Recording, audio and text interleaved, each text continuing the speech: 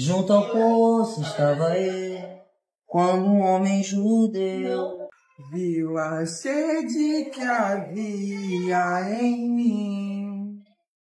Sem me ouvir, conheceu e me ofereceu uma água que jorra sem fim. Parem de beber, pois tenho sede. Não quero mais buscar em outras fontes.